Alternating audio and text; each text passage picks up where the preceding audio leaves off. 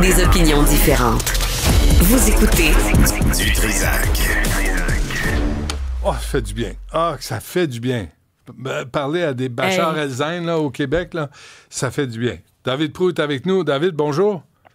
Bonjour, Benoît. Avoue que avec toute cette morosité, avec les grèves, les conflits, les scandales, les controverses, d'avoir quelqu'un à la tête d'une entreprise, une start-up comme ça, qui fait son chemin étape par étape pour réussir à s'implanter dans un marché mondial, je trouve ça impressionnant.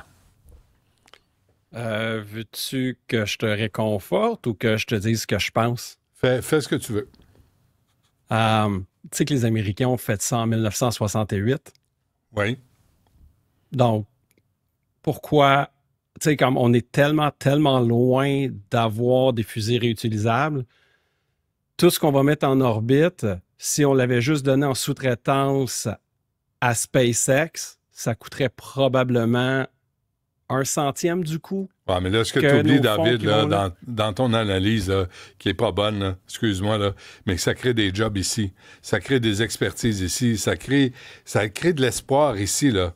Tu sais, on commence par une étape. Ça crée de l'espoir. Ça crée des jobs ici. Mais... SpaceX, là, ton ami Musk et l'autre crotté Bezos, là, des multimilliardaires, donnent rien. Ils ont fermé Amazon ici parce qu'ils se crissent du monde. Fait qu'au moins, tu as une entreprise qui donne la job à des gens d'ici. C'est important.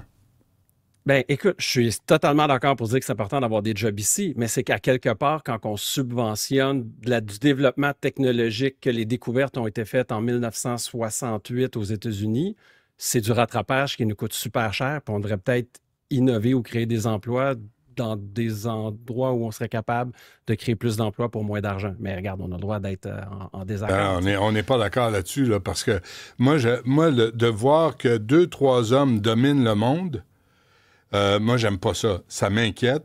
Puis qu'on leur doit absolument tout, puis qu'on doit toujours ramper devant eux qui mangent la merde.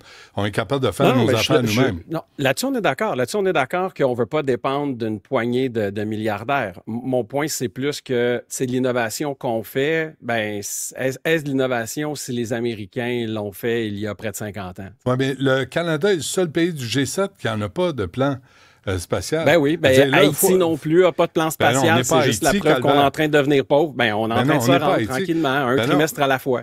Mais tu trouves pas que c'est le temps de s'affranchir des États-Unis? La façon que Donald Trump nous traite comme des malpropres et des parias, il me semble qu'à un moment donné, il faut être capable de dire hey, nous aussi, on va faire nos affaires. Allez vous faire foutre, là, puis vous avez un gros marché, profitez-en, mais nous, on va travailler notre bar. Ben, fabriquons notre propre automobile. Pense à tout l'argent de l'économie canadienne qui va dans l'automobile versus l'argent canadien qui va à mettre des satellites dans l'espace. Absolument. Ben, fabriquons notre propre automobile pour en créer des jobs, puis l'argent va rester ici. Absolument. Mais Hydro-Québec n'avait une automobile électrique. Je ne sais pas si tu l'avais vu au salon le moteur roue. Oui. Qu'est-ce qui est arrivé? C'était hallucinant. Qu'est-ce qui est arrivé? Ça a été fermé. Pourquoi? Écoute, c'est une question qu'il faut poser à Hydro-Québec. Mais là, David, je te ramène là. Pourquoi moi, je trouve ça vraiment stimulant d'entendre des M. El-Zain comme ça, c'est que le nombre de fois qu'on a échappé des innovations au Québec par manque d'ambition, ça, la voiture, le moteur roue, c'en est un, ça. Non, mais j'achète ça, mais le moteur roue, on était leader. On était 15 ans avant la EV1 de General Motors. EV1, un documentaire fantastique qui s'appelle Who Killed the Electric Car. Absolument. Donc, on était en avant. Là, pour la fusée, on est 50 ans en retard. Non, donc, mais on va rattraper. C'est ça mon point. Là. Non, mais il faut que tu commences quelque part. Si tu veux te mesurer dans un marathon, tu vas pas gagner ton premier marathon, mais tu vas te mettre dans les... Tu vas d'abord participer, puis là, à un moment donné, tu vas être dans les 20 premiers, puis dans les 10 premiers, puis tu vas peut-être le gagner. Mais c'est rare que tu commences en gagnant une course de ce genre-là. Gardons l'analyse, la comparaison sportive. Si tu as un corps de lanceur de poids, essaie pas de courir des sprints de 100 mètres. Donc, regardons notre économie, qu'est-ce qu'on est capable de faire, où on est capable d'être les meilleurs et investissons où on est capable d'être les meilleurs. En hydroélectricité, les départements de recherche qu'Hydro-Québec avait dans les années 80-90, c'était à la fine pointe. Ça a tout été démantelé. Mais le nombre de fois que j'ai essayé de faire une entrevue, j'en ai fait des entrevues sur le moteur roue, là, le nombre d'exemples qu'on nous a donnés, par exemple, le train. Tu sais, on parle des transports en commun à travers le Québec. Le moteur roue, là, est la solution. Parce que ça coûte, aux dernières nouvelles, ça coûtait 1/3 du prix de construire des rails. Tu sais, le TGV que Justin Trudeau s'engage à faire à 100 milliards de dollars. Si on avait utilisé le moteur roue pour circuler à travers les grandes villes, à travers le Canada, ça aurait profité au Québec. Puis on aurait profité de cette innovation.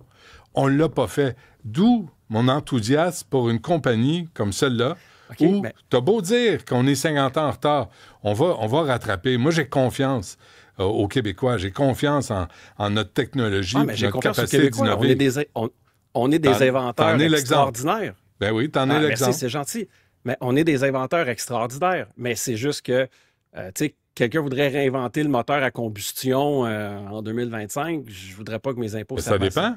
Mais ça dépend. S'ils inventent un nouveau moteur à combustion qui consomme le centième d'essence, go? Oui, mais là, qu'est-ce qu'il y a de nouveau dans la fusée? C'est pas une question de nouveau, c'est une question de se placer sur l'échiquier international, de dire que nous aussi, on est capable de le faire. Nous aussi, et à moindre coût. C'est ce que M. Elzheim affirme. On verra, mais faites-le. Mais c'est ça, on est toujours en train de se tirer dans les pieds dès qu'il y en a un qui se sort la tête. S'il y en a un qui est contre ça, c'est bien toi, David.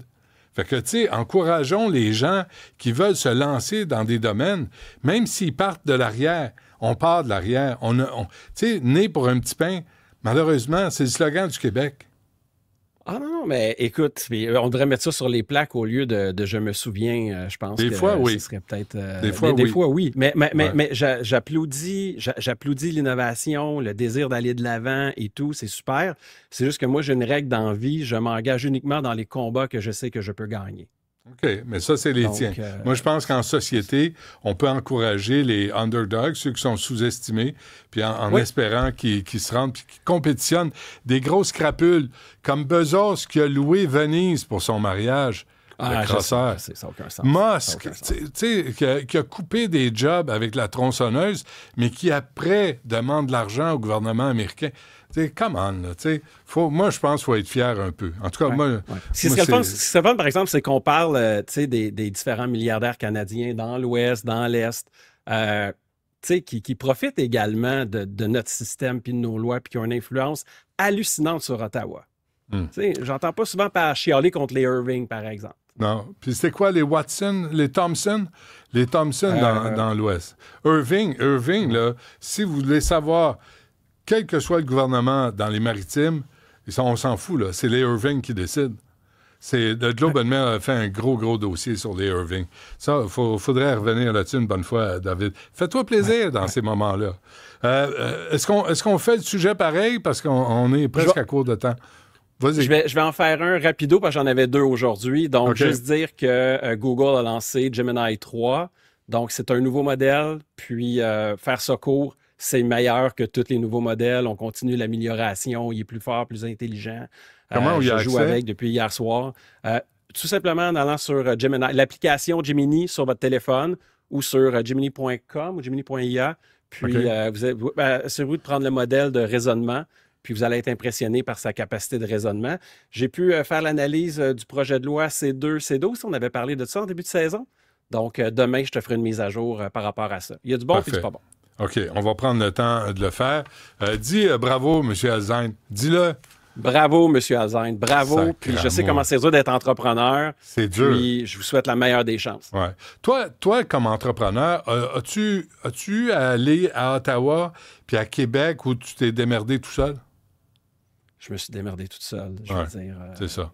Je suis pas capable. Mais lui, il n'a pas le choix parce qu'il y a tout l'argent de recherche et développement qu'il peut aller chercher et tout. Puis moi, c'est... Comment je pourrais dire ça? J'aimerais être compatible avec ces gens-là, mais j'ai l'impression que je lui fais peur. Il y a du monde dans la vie qui ont peur de moi, je comprends pas, parce qu'il me semble que je suis une douceur, là. Mais bon. Je t'appelle après l'émission pour t'expliquer. Merci, David.